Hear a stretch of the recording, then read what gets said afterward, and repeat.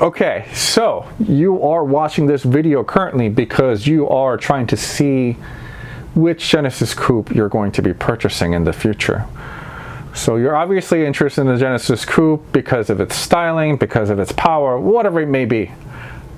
I'm going to actually give you a breakdown of all the different trim levels with all the different engine and transmission combinations. That way it makes your decision easier for you. Not one car or one combination of car is better than the other. It really depends on what you're looking for and what you're trying to get out of the car. So pay attention. I'll try to keep this as simple as possible.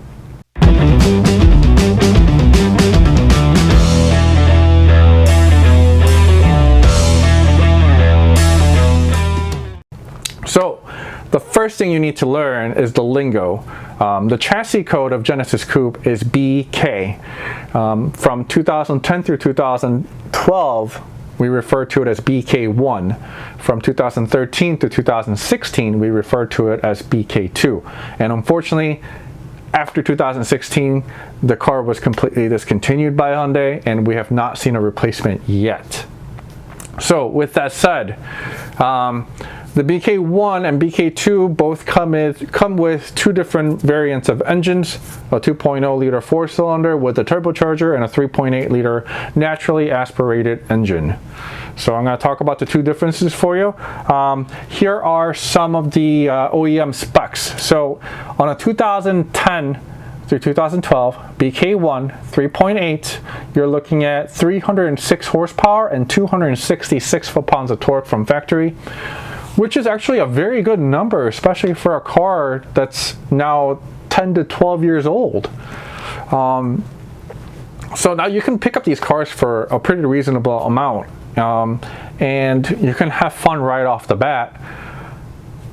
And the 3.8s are very, very easy to maintain. The 3.8s are very good out of the box.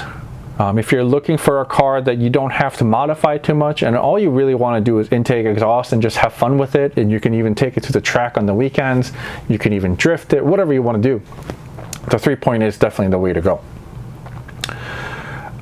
On the 2.0s though, I mean, you can't discount out the 2.0s. They're pretty weak from factory. The BK1s are, let me see, the rating from factory for BK1 is 210 horsepower, 223 foot-pounds of torque. Pretty weak for a car that's over 3,000 pounds. And you will definitely feel that when you go for a test drive in these, that the 2.0s are very, very slow. But with that said, the 2.0s being factory turbo vehicles, they actually have more potential than the 3.8 when it comes to dollar for dollar figure. So with the 2.0s, with simple upgrades and a tune, and you're probably looking at around 275 crank horsepower or so with everything said and done. Maybe 300 crank horsepower. But still, I mean, it's not bad because you can take a 2.0 turbo, do tune and bolt-ons to it, and you'll be just as fast as the 3.8. Now, you also have the price difference between the two cars, so technically you'll probably spend about the same amount of money as if you would have bought the 3.8 with the 2.0, and could be about the same range of power. But this is where the 2.0 makes difference. 2.0 can go even a step further than that. With the 2.0s, there's a turbo kit upgrade, you know, around the corner. Seriously, like everybody makes a kit for it. So from ISR, from Tomei, to Garrett, to, I mean, even we make a turbo kit that you can just drop right in.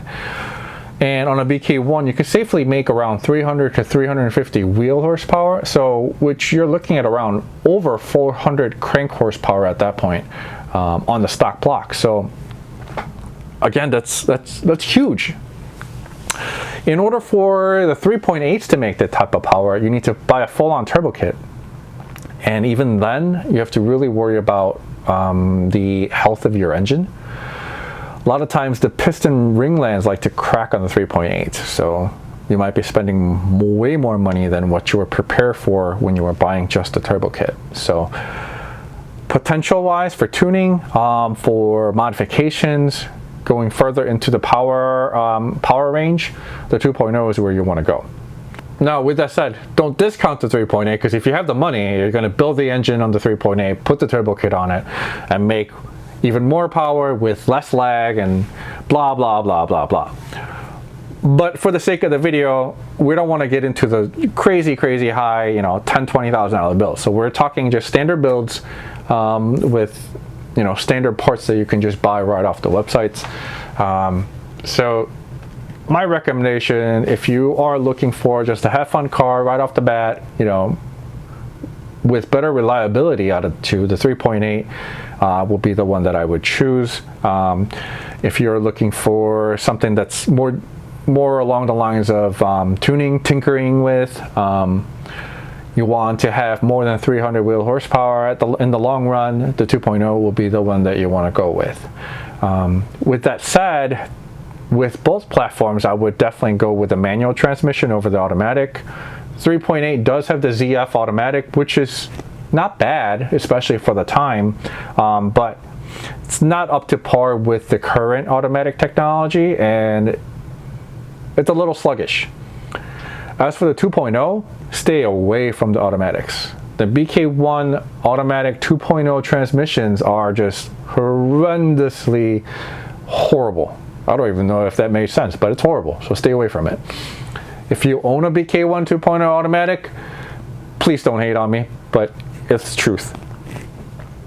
Okay, now let's move on to BK2. BK2, 13 through 16. They made a 3.8 engine from 2013 through 2016. It is a variant of what the BK1 was, but this one is with the GDI technology. GDI stands for gasoline direct injection.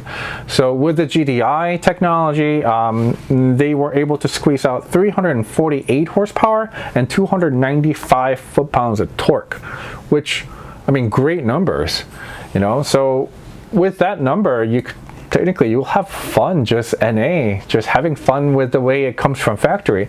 So if that's the type of guy you are, you know, you're just looking for a car that's out of the box fun, BK2 3.8 manual is where you want to go.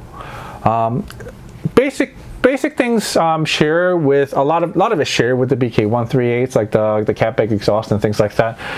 Will fit over with certain modifications.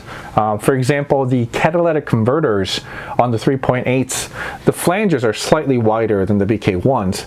So a lot of times, sometimes you'll have to make some modifications for it to fit, or you can just get the full BK1 aftermarket exhaust system, and it just fits right up without any modifications. So that's something that you can definitely do. And moving on to 2.0, BK2 2.0 is rated at 275 horsepower and 275 torque. Decent number. They do, you know, have to keep it under the 3.8 because the 3.8 is supposed to be the more superior model, but with the BK2 2.0s, it was built with better internals and bigger turbo from factory. That's why you see the increase in the horsepower and torque rating compared to the BK1. And with a proper turbo kit, you're probably looking around 400 wheel horsepower on the stock block, even with stock fuel system. So it's actually a pretty good deal when it comes to that, because it is significantly cheaper than the 3.8, and again has more room to grow, basically, with less money spent. So same thing applies here as the BK1s. If you just want a car that out of the box fun, you just want to go have fun with it, go to the track, go drift it, whatever you want to do with it, the 3.8 is the way to go. If you are into modifications, you want to put a bigger turbo on it, you want that blow-off valve noise, the 2.0 is the way to go. As for transmission choices, with the 3.8 and the 2.0 on the BK2s, they were both equipped with 8-speed transmission built by Hyundai. And this transmission is actually not bad at all. So if you need to go automatic, BK2 8-speed, I'd allow it. But if you can, I would go manual here as well, because manual is just going to put down more power to the wheels. All you have to do is upgrade the clutch, and it actually just, you know, it brings in a different experience of driving with the manual. And then lastly, I'm going to go over the little trim level differences for you. So you're going to see a lot of different trims from, you know, base, GT, limited, track, R-Spec. only things you really have to pay attention to is R-Spec and track. So R-Spec and track, they come with Brembos and LSD and a little better supposed spring rate and strut, but I mean, who keeps stock suspension anyway? So you can just, you know, toss that out and you're going to upgrade it to coilovers or lowering springs or whatever.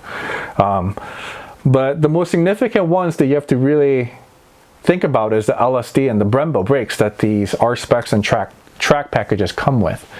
On the BK1s, the 3.8s, you're able to get a track package with automatic or manual. So that's one thing that you can do. The 2.0 track package only came in a manual. R-Specs on both 3.8 and the 2.0 comes in a manual only. In the BK2 3.8s, also the R-Specs only come in manual. So the 3.8 and the 2.0 have R-Specs and they only come in manuals. There is a track model for the 3.8 which you can get with the 8-speed automatic. Oh, and one last thing that I do have to point out. In the BK2 series, the 3.8 was available from 2013 through 2016. The 2.0, however, was only available from 13 to 14. So only 2 years worth of production for the 2.0s for the BK2s. If you're looking to get the BK2, I would say try to find a 14 because 14 supposedly has better synchros and upgraded transmission compared to the BK1s. So the BK1s tend to have 5th gear grind, whereas in the BK2s will have less of that, and then the 14 version of the BK2 will have nearly 0 issues when it comes to transmission shifting. So yeah, I hope that clears it up. I'm gonna put some bullet points so that you can, if you couldn't follow what I was saying, maybe you can see it on the bullet points, and hopefully it helps you make your decision on which Genesis Coupe you want to purchase. I think I'm going to do more videos like this where I can explain the difference between some of the cars, some of the trim levels and things like that, where people can, you know, possibly look into what they were getting next and try to gather information before they make the purchase.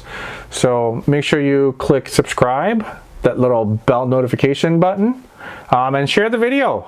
If you have friends that are looking to buy a Genesis Coupe, or if you yourself is looking to buy a Genesis Coupe and you want your friends to join in, share the video. So yeah, I'll be back. Thanks for watching.